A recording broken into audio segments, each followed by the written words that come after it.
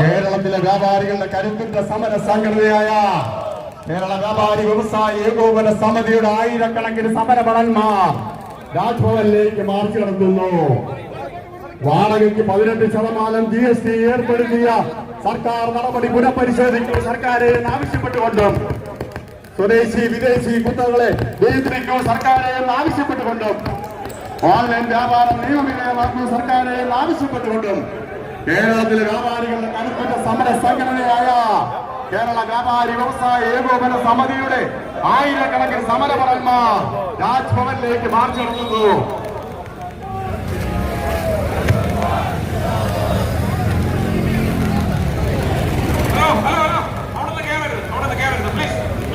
സംസ്ഥാന നേതാക്കന്മാരെ ബഹുമാനിക്കണം. നിങ്ങൾ ബാക്കിലോട്ട് പോകും. പ്ലീസ് ബാക്കിലോട്ട് പോകും. ആരും കയറരുത്, ആരും കയറരുത്, ആരും കയറരുത്.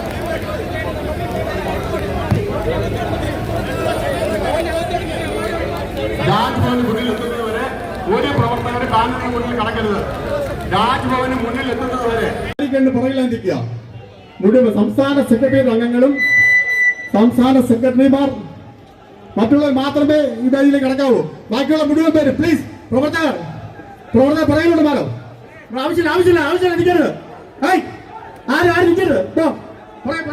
പുറകിലോട്ടോ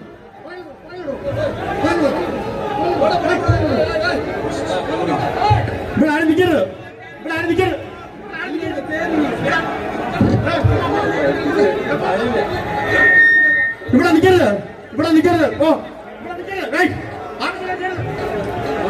പ്ലീസ്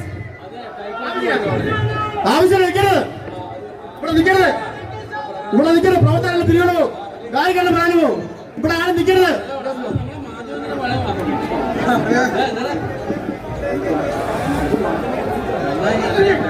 ഇവിടെ നിങ്ങൾ പ്രവർത്തകരെല്ലാം ബാക്ക്. ഹലോ, ഈ പ്രവർത്തകരുടെ ബാക്കിലോട്ട് പോകും. എല്ലാവരും ബാരിക്കേഡിന്റെ മുകളിലോട്ട് പോകും. ബാരിക്കേഡിന്റെ മുകളിൽ ആരും നിൽക്കാൻ പാടില്ല. എല്ലാ പ്രവർത്തകരും ബാരിക്കേഡിൽ മാറിയിരിക്കണം. ആരും ബാരിക്കേഡിൽ കയറാൻ പാടില്ല. എല്ലാവരും ബാരിക്കേഡ്. പ്ലീസ് ഹലോ, എല്ലാ പ്രവർത്തകരും ബാരിക്കേഡിന്റെ മുകളിൽ പോകും. നിലവിളിക്കരുത് പ്ലീസ്. അവിടെ ശ്രീ വി എസ് സുരേഷ് ഷാഹുൽ സുരേഷ് അതൊന്ന് കൺട്രോൾ ചെയ്യുക. ഇവരെ പിറകോട്ട് അയക്കുക. ബാരിക്കേഡിന്റെ അവിടെ തള്ളാൻ നിൽക്കണ്ട. ഇതൊരു അക്രമ സമരം. ബാരിക്കേഡിനടുത്ത് ആരും നിൽക്കരുത്. പ്രിയമുള്ള പ്രവർത്തകരെ, സമാധാനപരമായ സമരമാണ്.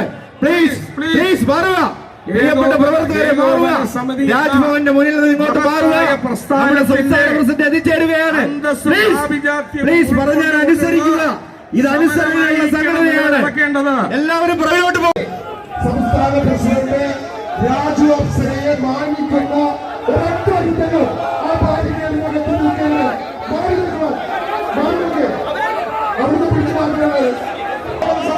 ഒരു വളണ്ടിയർ ബാരിക്കേഡിനോട് നിൽക്കുന്നത്. പുറകിലേക്ക് വരണം. സ്റ്റേജിന് മുന്നിലേക്ക് വരണം. സംസ്ഥാന പ്രസിഡന്റ് രാജു അപ്സരയെ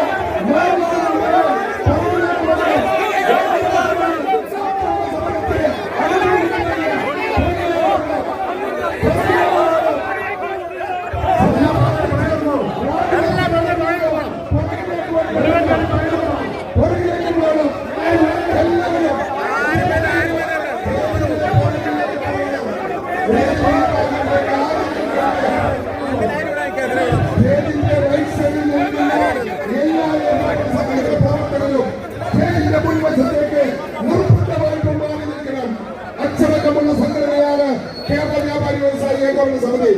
മാറി നിൽക്കുക.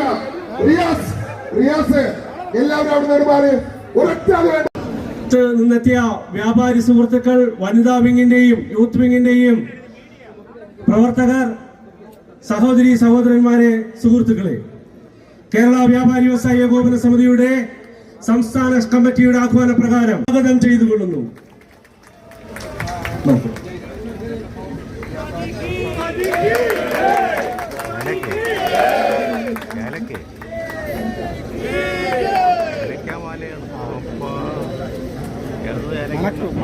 बाबूलाल गुप्ता जी, ये सम्मेलन में आपको हम पूरा केरल वासियों का स्वागत करता हूं।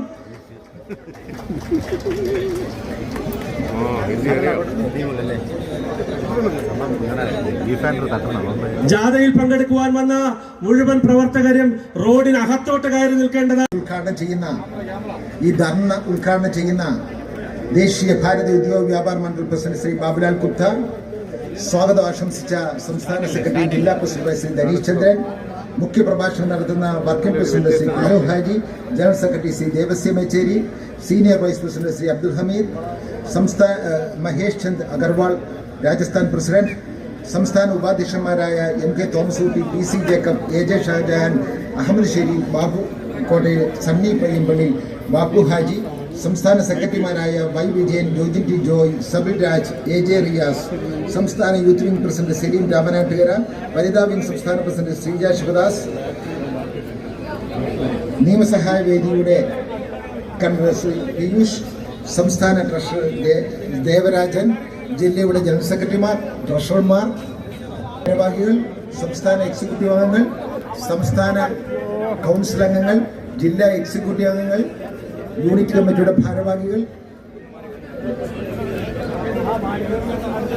പ്രിയമുള്ളവരെ, സംഘടനയുടെ കരുത്തായ നേതാക്കളെ, സഹോദരി സഹോദരന്മാരെ, നാം ഇന്ന് നടത്തുന്ന സമരം 1991 നരസിംഹറാവു മൻമോഹൻ സിംഗിന്റെ ഗവൺമെന്റ് കൊണ്ടുവന്ന ഉദാരവൽക്കരണം അടക്കമുള്ള ഈ രാജ്യത്തെ ചെറുകിട വ്യാപാരികളെയും വ്യവസായികളെയും തകർക്കുന്ന നിയമങ്ങൾക്കെതിരെ അന്ന് 1991 മുതൽ രാജ്യത്തെ ചെറുകിട വ്യാപാരികൾ നടത്തുന്ന സമരത്തിന്റെ ഭാഗമാണിത്.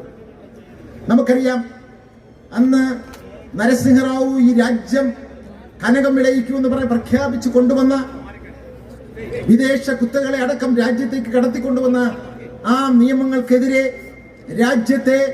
ഇന്ത്യ രാജ്യത്തെ സ്നേഹിക്കുന്ന ബഹുഭൂരിപക്ഷം വരുന്ന സാധാരണക്കാർ ആ ഗവൺമെന്റിനെ രാജ്യത്തുനിന്ന് വലിച്ചെറിഞ്ഞു. തുടർന്ന് വന്ന ഗവൺമെന്റുകൾ ആ നയം മാറ്റാൻ തയ്യാറാകാഞ്ഞതുകൊണ്ട് അവർക്കും അവിടെ പിടിച്ചിരിക്കാൻ കഴിഞ്ഞില്ല. വീണ്ടും മൻമോഹൻ സിംഗ് വന്നു.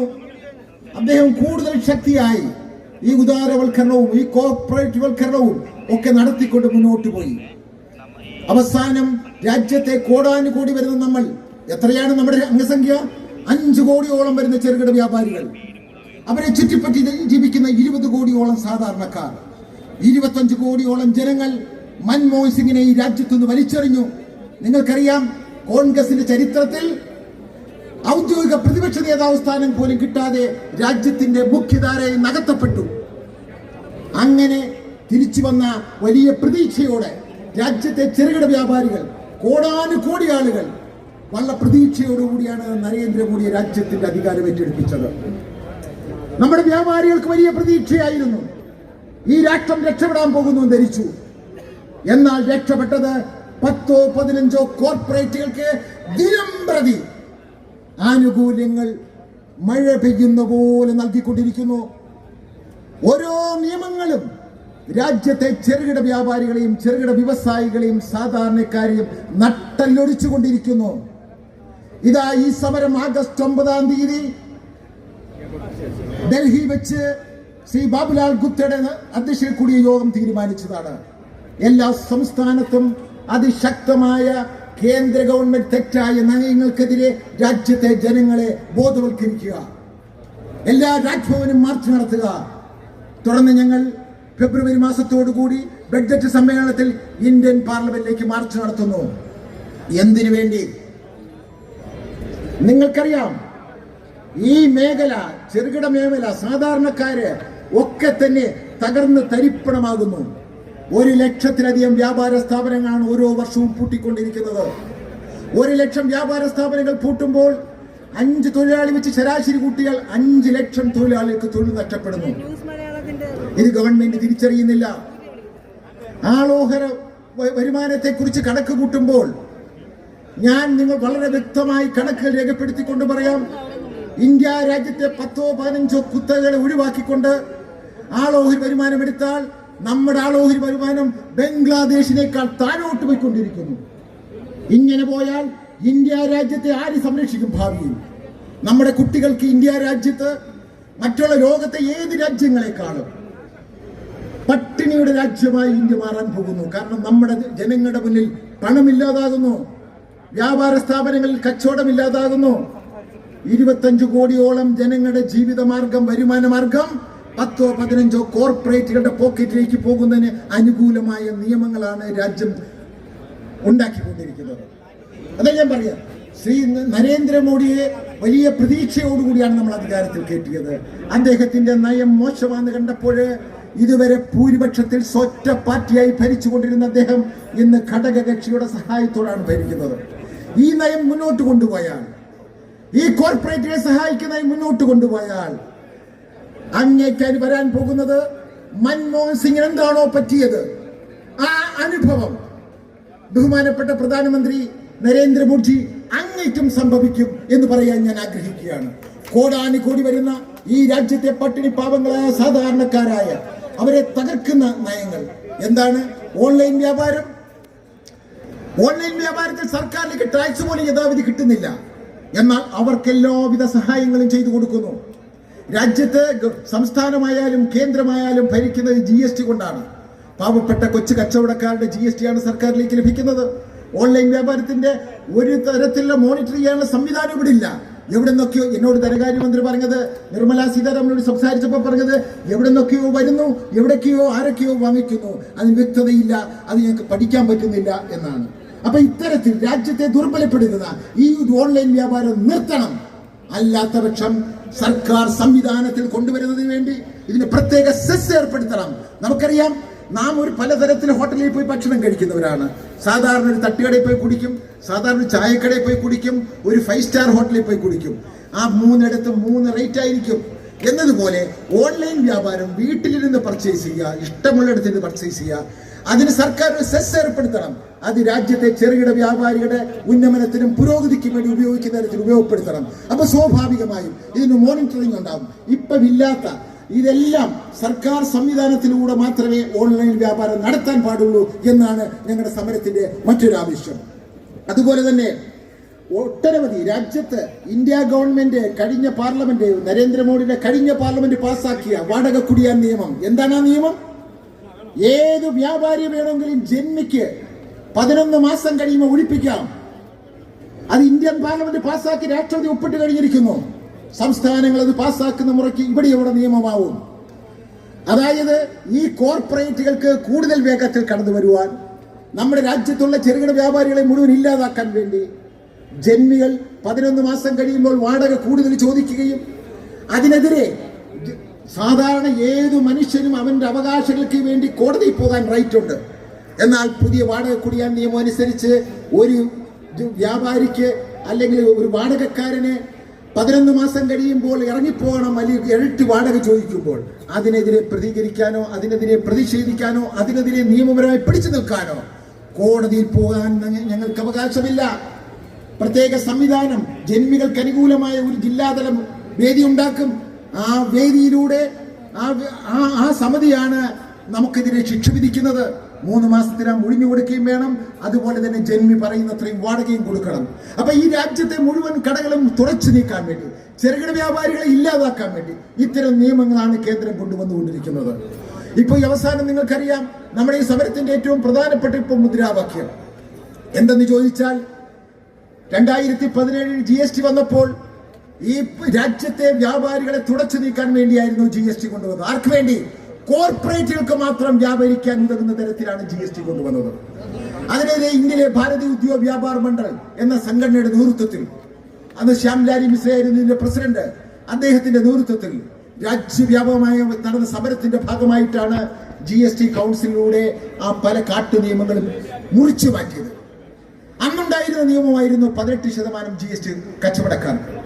അതിശക്തമായ സമരത്തിന്റെ അടിസ്ഥാനത്തിൽ, കൂടുതൽ പ്രധാനമന്ത്രിയെ നടത്തി ചർച്ചയുടെ അടിസ്ഥാനത്തിൽ, അന്നത്തെ അരുൺ ജെയ്റ്റ്ലിയെ ധനകാര്യമന്ത്രി അരുൺ ജെയ്റ്റ്ലിയുമായി നടത്തി ചർച്ചയുടെ അടിസ്ഥാനത്തിൽ ഒക്കെ ആണ് അതൊക്കെ പിൻവലിച്ചത്.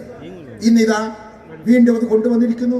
ഓരോന്നോരോന്നായി കോർപ്പറേറ്റുകളെ സഹായിക്കാൻ വേണ്ടി ഓരോന്നോരോന്നായി കൊണ്ടുവന്നിരിക്കുന്നു. നമുക്കറിയാം, ഈ രാജ്യത്തിന്റെ നിയമമനുസരിച്ച് ഒരു ഉൽപ്പന്നം വിൽക്കുകയോ ഒരു സേവനം നൽകപ്പെടുകയോ ചെയ്യുന്നവരാണ് GST അടയ്ക്കേണ്ടത്. അതാണ് നിയമം. ഇന്ന് വരെ അതാണ് നിയമം. ഇന്ത്യ രാജ്യമുണ്ടായി സെയിൽ ടാക്സ് ഉണ്ടായ കാലം മുതൽ വാറ്റ് ഉണ്ടായ കാലത്തും GST ഉണ്ടായ കാലത്തും അതാണ് ആരംഭത്തിൽ നടപ്പാക്കിയത്.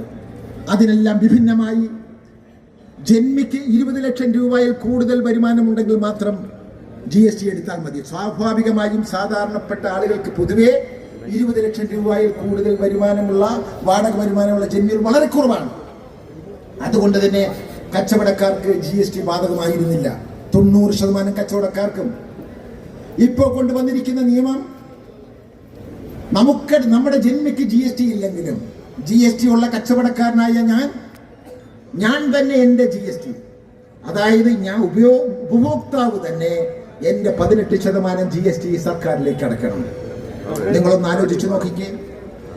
കോമ്പൗണ്ട് ചെയ്ത് ഒരു ബിസിനസ്സുകാരനും ഇൻപുട്ട് ടാക്സ് എടുക്കാൻ പറ്റില്ല.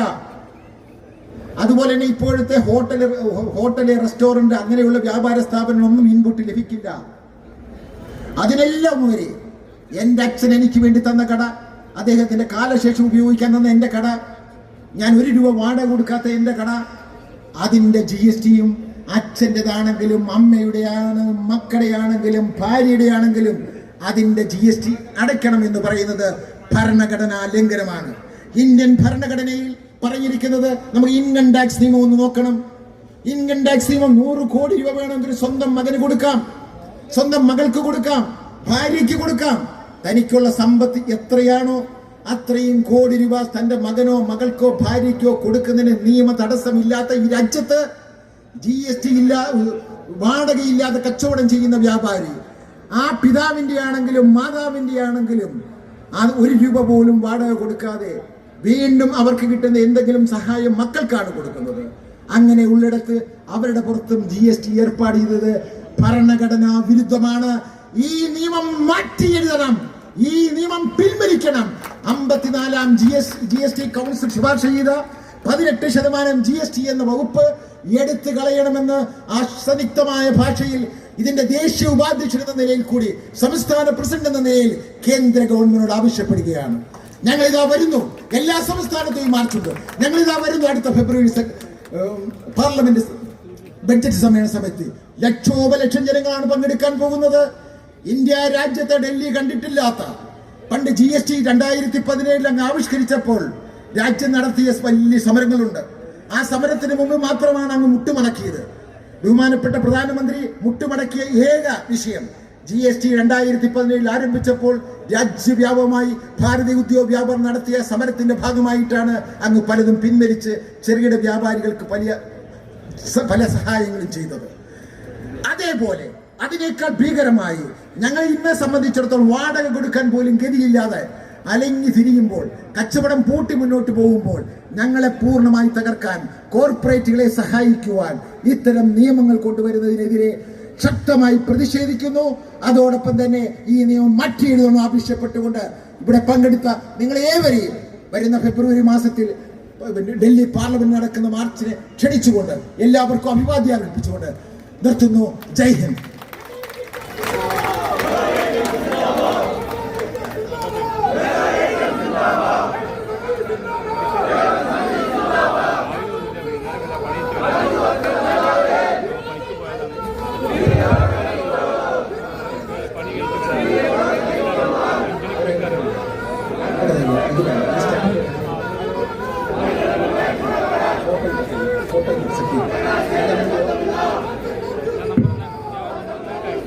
അടുത്ത ഈ രാജ്ഭവൻ മാർച്ചിന്റെ ധർണ ഉദ്ഘാടനം ചെയ്യുവാൻ പ്ലീസ് ഈ രാജ്ഭവൻ മാർച്ചിന്റെ ധർണ ഉദ്ഘാടനം ചെയ്യുന്നത് നമ്മുടെ ദേശീയ പ്രസിഡന്റ് ശ്രീ ബാബുലാൽ ഗുപ്തയാണ്. അദ്ദേഹം ആരാണെന്ന് നിങ്ങൾ തിരിച്ചറിയണം. 5 കോടിയിൽ പരം അംഗങ്ങളുള്ള 10,000 കോടിയിലധികം ആസ്തിയുള്ള ഭാരതീയ ഉദ്യോഗ മണ്ഡൽ എന്ന പ്രസ്ഥാനത്തിന്റെ ദേശീയ അധ്യക്ഷനാണ്. ദേശീയ ഭാരവാഹികൾ പലരും MP-മാരാണ്, പലരും സംസ്ഥാനത്തെ മന്ത്രിമാരാണ്. UP, മധ്യപ്രദേശ് അടക്കം പലയിടത്തും സംസ്ഥാന മന്ത്രിമാരാണ്. ഇന്ത്യൻ നാഷണൽ കോൺഗ്രസും BJPയും CPM-ഉം അകാലിദളും അടക്കമുള്ള എല്ലാ രാഷ്ട്രീയ പാർട്ടിയുടെ പ്രതിനിധികൾക്കും കേരള വ്യാപാരി വ്യവസായി ഏകോപന സമിതി പോലെ എല്ലാ രാഷ്ട്രീയ പാർട്ടിയിൽപ്പെട്ടവർക്കും അംഗത്വമുള്ള ഒരു സംഘടനയാണ് ഭാരതീയ ഉദ്യോഗ വ്യാപാര മണ്ഡൽ. ഇന്ന് അദ്ദേഹം ഇവിടെ നിന്നൊരു പ്രസ്താവന നടത്തിയാൽ ഇന്ത്യയിലെ കോടിക്കണക്കിന് വ്യാപാര സ്ഥാപനങ്ങളും വ്യവസായ സ്ഥാപനങ്ങളും പൂട്ടും. ഇന്ത്യ നിശ്ചലമാകും. ഇത്രയും സംഘടനാ മികവുള്ള ഒരു പ്രസ്ഥാനം ഇന്ത്യയിൽ മറ്റൊരു സംഘടനയുമില്ല. ഈ സംഘടന വിചാരിക്കുന്നത് പോലെ ഈ ഇന്ത്യ രാജ്യത്തെ സ്തംഭിപ്പിക്കുക മറ്റാർക്കും കഴിയില്ല. അത്ര ഉജ്ജ്വലനായ നേതാവാണ് ശ്രീ ബാബുലാൽ കുത്ത. അദ്ദേഹത്തെ ഈ ധർണാ സമരം ഉദ്ഘാടനം ചെയ്യുവാൻ വേണ്ടി വിനയപുരസ്സരം ഞാൻ ക്ഷണിച്ചുകൊള്ളുന്നു. ശ്രീ വള്ളികുന്നൻ രാമേന്ദ്രൻ.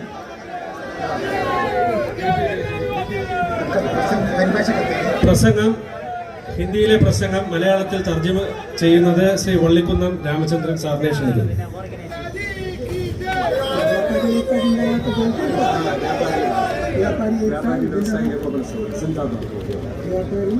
व्यवसायी एकोपन समिति जिंदाबाद. व्यापारी व्यवसायी एकोपन समिति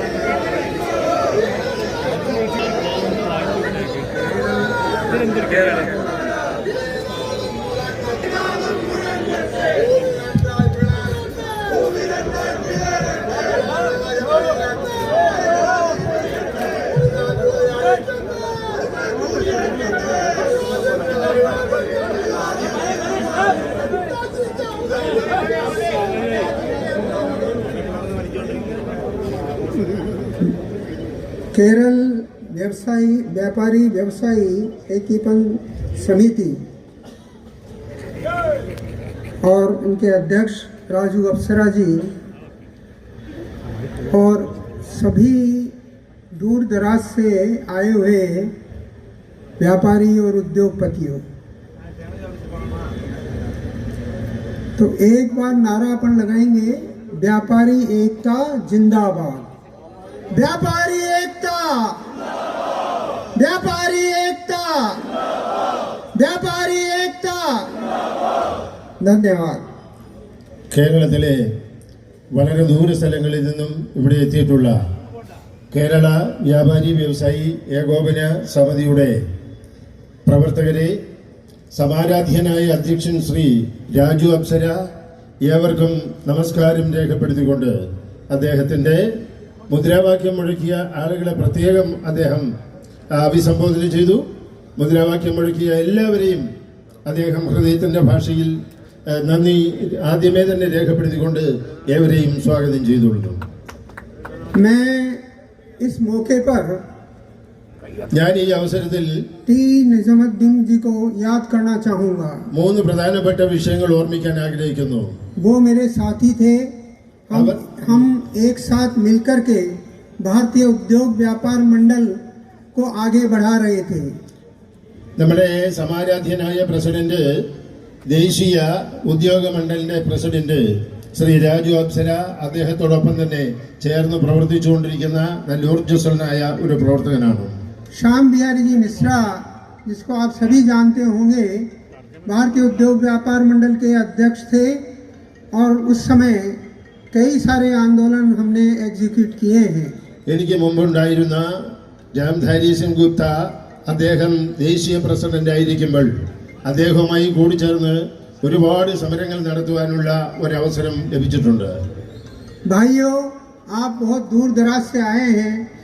ദൂരദേശത്ത് നിന്നും വന്നിട്ടുള്ള സഹോദരി സഹോദരന്മാരെ, और ऐसा लगता है कि कुछ ऐसे कानून बन गए हैं जो भारत के इस 7 करोड़ व्यापारियों को दिक्कत देते हैं, समस्या उत्पन्न करते हैं. 7 കോടിയിൽ പരം വരുന്ന വ്യാപാരികൾക്ക് വളരെ കൂടുതൽ ദുഃഖമുണ്ടാക്കി വെച്ചിരിക്കുന്ന ഒരുപാട് നിയമം ഈ രാജ്യത്ത് നടപ്പാക്കിയിട്ടുണ്ട്. जब ये जीएसटी लागू हो रहा था तब हमारे से केंद्र सरकार ने ये कहा था कि हम कम से कम खाद्यान्न जितने भी हैं उन पर टैक्स नहीं लगाएंगे. അന്ന് ഈ GST പ്രഖ്യാപിച്ച ആ സമരത്തിൽ ഗവൺമെന്റ് നമുക്ക് ഒരു വാക്ക് തന്നിരുന്നു, ഭക്ഷ്യവസ്തുക്കൾക്ക് ഒരു കാരണവശാലും ടാക്സ് ഏർപ്പെടുത്തുന്നതല്ലെന്ന്. पर इसके बावजूद तेल पर उन्होंने और तिलहन पर टैक्स लगाया. ഇതിന് വിരുദ്ധമായി ആദ്യമായി എണ്ണയ്ക്ക് ടാക്സ് ഏർപ്പെടുത്തി ഗവൺമെന്റ്. बहुत सारी चीजें ऐसी थी जब बराबर ये कहा जा रहा था कि एक टैक्स होगा और एक कंट्री होगा. അതിന് ഉപോത്ബലകമായി തന്നെ ഗവൺമെന്റ് ഒരു പ്രഖ്യാപനം നടത്തി, നമ്മളുടെ രാജ്യം ഒന്നാണ്, നമ്മളുടെ ടാക്സ് ഒന്നാണ്, നമ്മളുടെ ജനങ്ങളും ഒന്നാണ് എന്ന് അദ്ദേഹം പ്രഖ്യാപിക്കുകയുണ്ടായി. ഒരു ടാക്സ്. पर अभी कई सारे टैक्सेज हो गए हैं जीएसटी के अलावा भी. जीएसटी को भी 4-5 भागों में बांट दिया गया है. 1% है, 5% है, 12% है, 18% है, 28% है और कुछ ऐसे जिन्स हैं जिन पर टैक्स नहीं है तो वो उनको स्टेट टैक्स में ले लिया गया है, जैसे पेट्रोल है, डीजल है, गैस है. അതിന് വിരുദ്ധമായി ഈ ഭക്ഷണ പദാർത്ഥങ്ങളും അഗ്രികൾച്ചറൽ പ്രൊഡക്ട്സ് മാനേജ്മെന്റ് കമ്മിറ്റി ആദ്യമായി 0.5% ടാക്സ് ഏർപ്പെടുത്തി. ചിലതിനൊക്കെ 1% ആയി, ചിലതിനൊക്കെ 3% ആയി, ചിലതിനൊക്കെ 12% ആയി. ഈ സമയം നമ്മൾ ഓർമ്മിക്കേണ്ട ഒരു കാര്യം, ഈ വസ്തുക്കൾക്ക് ഗവൺമെന്റ് ഒരിക്കലും ടാക്സ് ഏർപ്പെടുത്തുന്നതല്ലെന്ന് പ്രഖ്യാപിച്ചിട്ടാണ് ഈ പല ടാക്സ് പല രീതിയിൽ നമ്മുടെ കയ്യിൽ നിന്ന് വസൂലാക്കുന്നത്. अभी देखिए, अभी मेरे ख्याल से 1.5 साल पहले ही उन्होंने ये जो लाइट जल रही है इसको 5% से 18% में ले लिया है. और इवन जो रबर था, बच्चे जो काम लेते हैं रबर पेंसिल, उस पर भी उन्होंने टैक्स बढ़ा दिया था. रबर पेंसिल तो हमारे धमकाने से वापस ले लिया है, परंतु अभी भी इस लाइट पर भी टैक्स बढ़ाया हुआ है. അതിന് വിരുദ്ധമായി ഗവൺമെന്റ് ടാക്സ് ഈടാക്കത്തില്ല എന്ന് പറഞ്ഞതിന് ശേഷവും അഗ്രികൾച്ചറൽ പ്രൊഡക്റ്റായ റബ്ബറിന് ഗവൺമെന്റ് ഇപ്പോൾ വലിയ ടാക്സ് ഏർപ്പെടുത്തിക്കൊണ്ടിരിക്കുകയാണ്. ആ വലിയ ടാക്സ് നമ്മളുടെ കയ്യിൽ നിന്ന് പിരിച്ചുകൊണ്ടിരിക്കുകയാണ്. टैक्स के साथ साथ उन्होंने एग्रीकल्चर मार्केट एक्ट लाए और उस पर मंडी फीस लगा रखी है, APMC जिसको बोलते हैं, वो अलग से लगा रखी है. और उसमें अलग में भी पूरे प्रांतों में अलग अलग दर पर है, रेट पर है. तो उसका भी हम भरपूर विरोध कर रहे हैं और कह रहे हैं कि पूरे इंडिया में अगर आपको लगाना ही है तो 0.5% APMC टैक्स लगा लीजिए. നമ്മുടെ അഗ്രികൾച്ചറൽ പ്രൊഡക്ട്സ് മാനേജ്മെന്റ് കമ്മിറ്റി ഈ അഗ്രികൾച്ചർ വസ്തുക്കൾക്ക് ടാക്സ് ഈടാക്കരുത് എന്ന് നിർദ്ദേശിച്ചിട്ട് പോലും ഗവൺമെന്റ് 0.5% മുതൽ 12% വരെ ടാക്സ് ഏർപ്പെടുത്തിയിട്ടുണ്ട്. അത് നേരത്തെ പ്രഖ്യാപിച്ച ധാരണകൾക്ക് വിരുദ്ധമായിട്ടാണ്. എന്തിനാണ് ഈ ഭിന്നമായ അഗ്രികൾച്ചറൽ പ്രൊഡക്ട്സിന് ഭിന്നമായ ടാക്സ് ഈടാക്കുന്നത്? അത് നമ്മളെ നശിപ്പിക്കുന്ന പ്രക്രിയയാണ്. जी आप देखिए, जीएसटी में हमने स्पष्ट कह दिया है केंद्र सरकार को कि आप अब 2 रेट ले लीजिए, एक 5% और एक 12%, और इसी में सब चीज़ों को लगाइए. और ऐसा अगर आप नहीं करेंगे तो मजबूर होकर के भारतीय उद्योग व्यापार मंडल को इस पर आंदोलनरत होना पड़ेगा. ഈ ഒരു വസ്തുവിന് തന്നെ 5% മുതൽ 12% വരെ ടാക്സ് ഈടാക്കുക എന്ന് പറയുന്നത് കൊണ്ട് ഒരുപാട് വ്യാപാരികൾക്ക് ഒരുപാട് ബുദ്ധിമുട്ടുകൾ സഹിക്കേണ്ടി വരുന്നുണ്ട്. അതുകൊണ്ട് ഇത്തരം വ്യാപാരികളെ മുഴുവൻ സംഘടിപ്പിച്ചുകൊണ്ട് അഖിലേന്ത്യാ തലത്തിൽ വീണ്ടും ഒരു സമര മുഖത്തേക്ക് നമ്മൾക്ക് പോകേണ്ടി വന്നിരിക്കുന്നു. ऑनलाइन और मेट्रो बिजनेस पर भारतीय उद्योग व्यापार मंडल अब सख्त हो चुका है. बार बार पीयूष गोयल जी के यहाँ से कहा जाता है भारतीय उद्योग व्यापार मंडल क्या है. अब आप देखिए पीयूष गोयल जी, आज हमने केरल से शुरू किया है, अभी तो आंदोलन की अभी बहुत देरी है. हमने तो कहा है कि 15 जनवरी से करेंगे, 2 फरवरी को आपके दिल्ली में धरना देंगे. और अभी देख लीजिए केरल में क्या स्थिति है. और व्यापारी उलट चुका है, देश का पूरा व्यापारी झंझावत है. ये जो बड़ी बड़ी कंपनियां आप लेके आए हैं, फ्लिपकार्ट आदि, इनको अब पुरुषना छोड़ दीजिए. ഇതിലുപരി ഓൺലൈൻ വ്യാപാരികൾ രാജ്യം മുഴുവൻ വ്യാപാരം പിടിച്ചടക്കി വച്ചിരിക്കുകയാണ്. അവർക്ക് ഒരുപാട് കാര്യങ്ങൾ ചെയ്യാൻ കഴിയുന്നു ജനങ്ങളുടെ ഇടയിൽ. ഈ ഓൺലൈൻ വ്യാപാരികളുടെ പ്രവർത്തനങ്ങളെ ചോദ്യം ചെയ്യുന്നതിന് വേണ്ടി ഫെബ്രുവരി മാസം 2-ാം തീയതി ഡൽഹിയിൽ ഭാരതീയ ഉദ്യോഗ മണ്ഡൽ ഒരു സമരമുറ സ്വീകരിക്കാൻ പോവുകയാണ്. ऑनलाइन में मेट्रो और इनका आपस में मिला जुला है.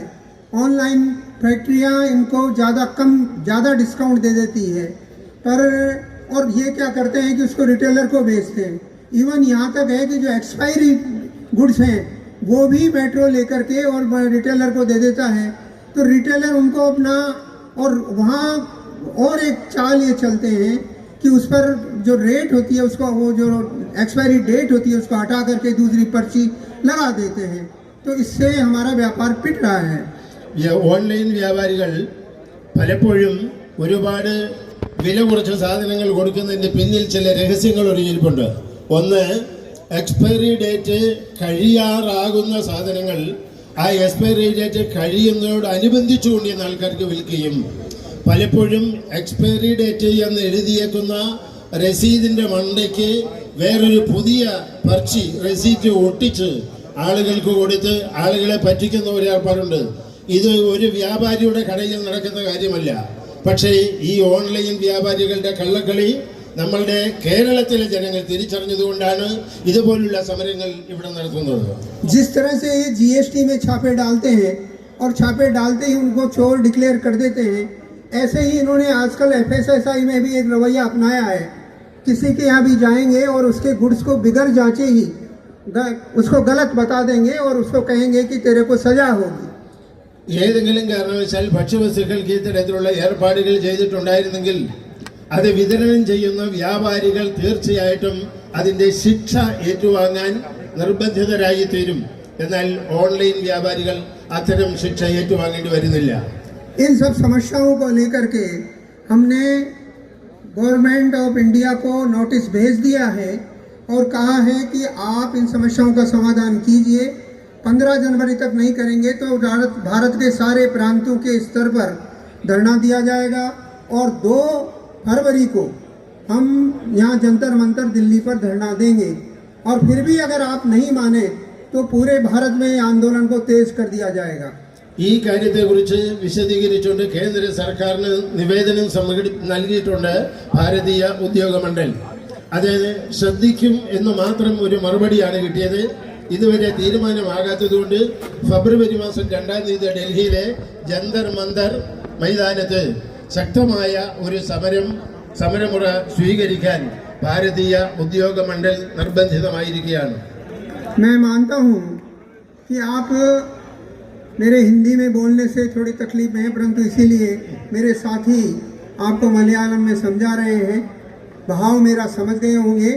ये मान के चलिए कि हम सरकार को, अगर हमारे व्यापारियों को कोई दुख दर्द हुआ, कोई समस्या हुई, तो हम व्यापारियों के साथ खड़े हैं. हम व्यापारियों के साथ खड़े हैं और हर हालत में हम सरकार को चैन से बैठ नहीं देंगे.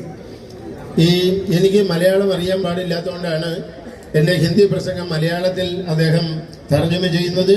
വളരെ കൂടുതൽ ബുദ്ധിമുട്ടുകൾ ഈ പ്രഭാഷണത്തിലുണ്ടെങ്കിൽ പോലും കാര്യങ്ങൾ വിശദീകരിക്കാൻ സമയം എന്നെ അനുവദിക്കുന്നില്ല.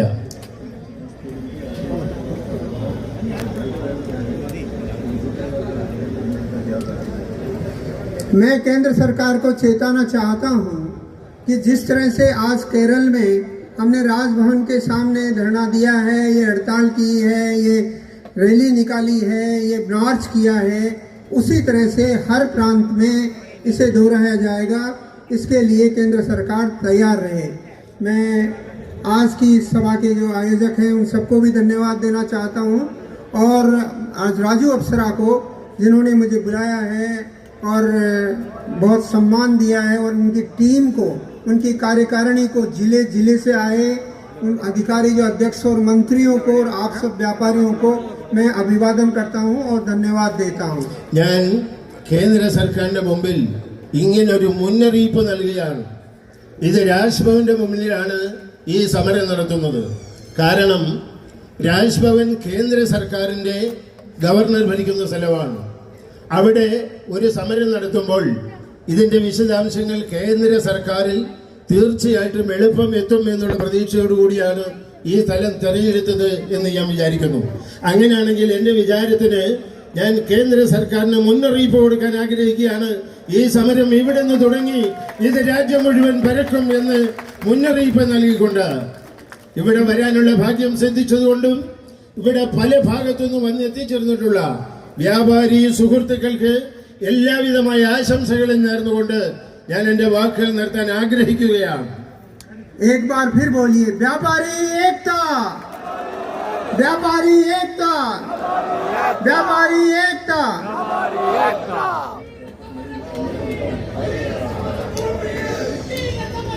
इन सब शब्दों के साथ मैं इस सम्मेलन का उद्घाटन करता हूं। ഈ എൻ്റെ പ്രഭാഷണത്തോടൊപ്പം തന്നെ നിങ്ങളുടെ എല്ലാവരുടെയും അനുവാദത്തോടും അനുഗ്രഹത്തോടും കൂടി ഈ സമ്മേളനം ഞാൻ ഉദ്ഘാടനം ചെയ്തറിയിക്കുന്നു. നന്ദി, നമസ്കാരം. पुनः आपको अभिवादन, पुनः आपका धन्यवाद। मुझे बुलाया और बोलने दिया और आप सबने सुना, इसके लिए धन्यवाद। जय हिंद। എന്നെ ഈ സമ്മേളനത്തിന് വേണ്ടി വിളിച്ച, എന്നെ പങ്കെടുപ്പിച്ച, ഈ പ്രഭാഷണം കേട്ടുകൊണ്ടിരിക്കുന്ന എല്ലാവർക്കും എൻ്റെ ഹൃദയം നിറഞ്ഞ നന്ദി, നന്ദി.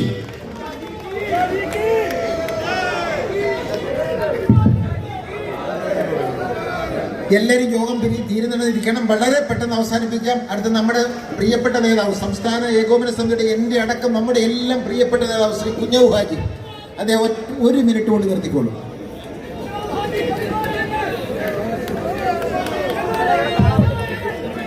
വളരെ ആദരവുള്ള ഏകോ സമരത്തിന്റെ ആദ്യ സൂചനയാണ് നമുക്കറിയാം. രാജ്യത്ത് ഇങ്ങനെ കച്ചവടക്കാരെ മുഴുവൻ നടക്കുന്ന തരത്തിൽ ഒരു തരത്തിലും പിടിച്ചു നിൽക്കാൻ പറ്റാത്ത തരങ്ങളാണ് ഇപ്പോൾ കേന്ദ്ര ഗവൺമെന്റ് കൊണ്ടുവന്നത്. സാധാരണയിൽ കേന്ദ്ര ഗവൺമെന്റ് കച്ചവടക്കാരെ വച്ചു കൊടുത്തുകൊണ്ടിരിക്കുകയാണ്. അതുപോലെ നടന്നുകൊണ്ടിരിക്കുമ്പോഴാണ് ഇത്തരമായ ഒരു ഇടിവെട്ടുന്ന തരത്തിലുള്ള ഒരു ദ്രോഹം കച്ചവടത്തിൽ അടിച്ചിരിക്കുന്നത്. അതുകൊണ്ട് തന്നെ ഇനി നമുക്ക് നമുക്കറിയാം പത്രമാത്രം കച്ചവടക്കാരുടെ സാധ്യമായ രാജ്യത്തെ വളരെ രാജ്യത്താണ്. അതുകൊണ്ട് തന്നെ ജീവൻ മരണം